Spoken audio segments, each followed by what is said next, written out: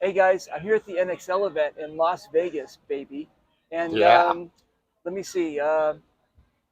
Well, I don't know. I think it was like maybe 3 years ago, maybe 4 years ago. 3 or 4 years ago. I was here and I came across this guy and I said, "What is Ali Remembered Foundation?" And he said, "Let me explain it to you." Yep. And I was like, "Wait a minute, we've got to let the world know about this." So we sat down and we did a nice little interview. And since that time, we've always been bouncing back and forth on the social media. Mhm. Um, and now we're here again. And I'm with, Andy I know that. from Alley Remembered. And So, yeah, that was a good event that time too. And then COVID started, right? and then the whole world went to The hell hell. in a handbasket, Yeah. and now we're back in Vegas And again. now we're back in Vegas. Okay, you're from Colorado. Yes, How did I know that? See that? I know everything. And where in Colorado? from Denver. Well, really Aurora, but just call it Denver Metro. So you have better lungs than me, right? Is that just a falsehood, or is that really a thing about? No, there's actually an advantage to living in the higher altitude. Yeah, So, like when I ran Surge all those years, and we're out playing the lively events and all yeah. that, we would go up to another field higher in the mountains to practice all day in the higher elevation. Then Wow. we'd come visit California, for example, No. and we'd And run kill. and just, had all the energy and all that because now there's oxygen. Is So, there any teams now from Colorado here? yes, actually, Avalanche? Avalanche has been gone for a long time. But there's now an Avalanche paintball, which is actually an online store and stuff too at avalanchepaintball.com. Well, so I wasn't completely wrong. Yeah, we got Denver Altitude, which is a semi-pro team Okay. that plays here. So those two down, and we got Entourage that's here, which is another alley team, all playing out of our dynamic paintball camp. Dynamic So they're, paintball. they're out playing 10 man right now. Nice. Okay, so on the serious side, I Sirius was. XM Radio, you got me with that one last time. Dude, I know. All right, I know. Never mind. This guy is amazing. Okay, so yeah, so I've got a daughter that's 25, and my boy is 28. So when I run across another father, and I we get to talk and swap stories, and then when he told me what happened to his daughter, it kind of crushed my heart. So I'm going to let you tell everybody because you can obviously do it justice and explain to everybody why you're here and Yeah. explain to us about the foundation. So we started the I'll Remember Foundation. We're domestic violence awareness, education, and support based. With helping everybody in local communities. We do stuff actually really all around the world.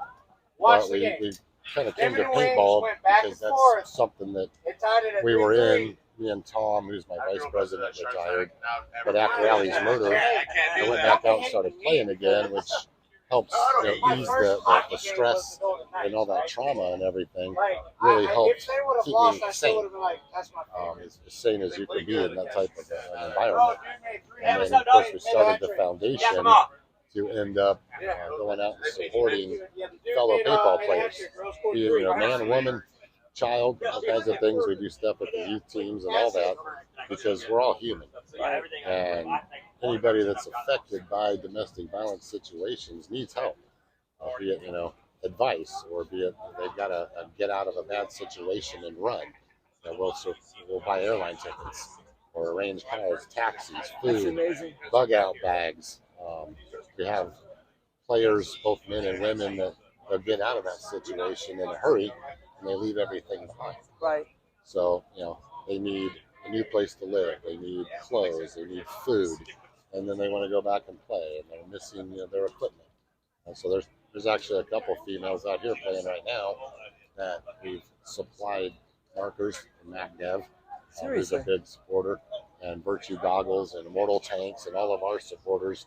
We get them the new gear so they can go out and keep playing because I recognize from my experience that stopping doing that is bad, Right. and you need that release, even if it's for a day playing an event type thing, to get your mind away from that trauma that you're going through. Right. Even 5 hours of a mental break makes a big difference in your overall psychological health. So, you know, anything that comes up, we go and do. We've helped pay for attorneys to get divorces taken care of. Unbelievable. All kinds of things. Unbelievable. So it's been a good 4 years since when I talked to you last time. Yeah. We were waiting on the IRS for our 501c3 For the to foundation. come through. Yeah. Right. And right after March, after COVID started, and we were here back in 2021 or 2020, whatever it was, we got the 501c3, and so we kind of slugged it through COVID. And then as everything came out of that and it opened back up, we started going full force, which is what we're doing today. So. Okay, where do we find you guys? AllieRemembered.org or AllieRemembered on Facebook or Instagram. Okay, so when it comes to, I know you're killing me. Oh, every time I talk, you kill me. When it comes to the financial part of this, and it is a org, not a .com, so it's a organization, right? Do you have fundraisers? What do you do? How do you bring in the money? We get a lot of people that are generally paintball players that will do like the Facebook for my birthday thing that we get from, and then every year we do a charity game. So like last year, if you know Fred Schultz, because I play with him on the band, he came out. So we had a guest, out there, a celebrity. Nice. But we'll do a big fundraiser out at Dynamic Paintball in Aurora, Colorado, which also goes to autism. Really? So we combined our game with Mike's 19-year in a row autism support game. We put the two together. Nice. We run a 5-man or a 3-man, depending on the year, tournament, and then we have the rec game going on. Like Fred was out playing and pulling flags that last year. Okay. And then we have a big raffle where all of our sponsors, GI Sports, all kinds of them in the whole industry, send in stuff. So we've got raffles and auctions going on. That money comes in. There's a domestic violence ride with the Punisher's Law Enforcement Motorcycle Club. Wow. A 600-mile ride every year that they donate to. And then we get various donations from people around the country that come and go for that. We're starting to work into the bigger corporations and try to get them involved now. Right. Now that COVID's out of the way and we've established ourselves, being around for 4 years now. So that'll help out. Yeah, you can go start getting government grants and private grants and really build it and get it bigger.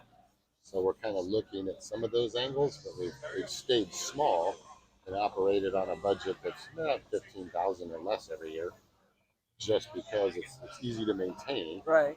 With that, but there's such a need, and now we're starting to maybe we need to go get bigger and get more people involved. But we've got from like 25 teams around the world. What? 25 teams? Yeah, that all come on board, like Denver Altitude Semi-Pro here. They just came on board as a supporting team. Okay. So they're pushing the news and awareness and helping, and like with the booth here, all those teams that are here, they come and help take this down, set this stuff up, nice. Get it back to the car, do all those kinds of things because they want to. Right. They believe in the cause. Right. And so, it's a big support system through paintball. Okay. If I had a team and I wanted to start supporting you and get redo my jerseys and maybe get it do you sponsor the team or do they just wear your logo on the jersey? How does that work? So we've got through a large number of paintball manufacturers and stuff that have come to us and talked to us about wanting to support the cause and the foundation. Because it's a really ugly topic, but it's something that we need to support. So we have a lot of deals with our supporters. We don't call them sponsors; they're supporters. Okay. We're a 501. We're not a paintball team type thing. And so our team signed a contract that has various rules. You're going to behave and do the things the right way and help with the community and help with events. And they sign that, then they get to get products and stuff from our supporters at a discounted price, kind of like a sponsorship would go for a normal team with all that. But then again, they'll help out at various events around the country. And then that's where actually a lot of the people that we help, one of them will call up and be like, hey, I got a friend. She's in this situation. And we can go in and, okay, the source is real because we know who it is. Right. Then we can go in and verify things, make phone calls, check police records, stuff like that, and then start to help them, whoever that person, the survivor is, from there. So it kind of works out in a big circle. So they're representing. They've got the logos on the jerseys, but there are Allie's, angels as we call them, Nice. Allie's army as some people call themselves, that are watchdogging all the fields and stuff that they play at, looking to like who needs support. And they see a player on another team that's having a bad day and go talk to them, and they come back to us and go, hey, this guy really needs some, help with a psychiatrist or a therapist. Wow. Because they're having a bad mental time. Maybe it's suicide, whatever. We can get involved and kind of steer them to people or get them help, whatever the case may be. So, dude, you're killing it. It's a big support system. I love this, man. And we've used players before where we've had like a situation in Oregon where one player calls up and says, hey, I've got this friend. She got this guy. They were from Denver. They moved up to Oregon. They were living right there on the coast. He turns out to be a jerk. He's abusing her. She has no friends, no family, and she's stuck because in a lot of these situations, the abuser will take the money, control that, phones, and right. every aspect of their lives. So she's stuck. So she gets out of the apartment. She makes it to one friend that they had, calls this other individual who calls me. We get involved with the story. She's safe at the moment, but needs a place to stay. She can't afford a plane ticket. She's got a dog with her that can't fly, all these kinds of things. So Steve from the Popular Unknown Paintball podcast, right, goes on, puts a post out. Players start responding. They're like, yeah, we need somebody to go pick up these groceries down at this Safeway grocery store with toiletry and stuff. And somebody go pick that up and deliver it to this hotel. And then it was a matter of, okay, she's got essentials. Now what do? We got to get her out, but we can't fly. We can't put a dog on a train. We can't put dogs on buses. So we arranged to have somebody from California drive up, pick her up, wow, drive halfway back to Denver. So if Denver went, met them halfway, and brought her back. And into the story is she's now, free of domestic violence.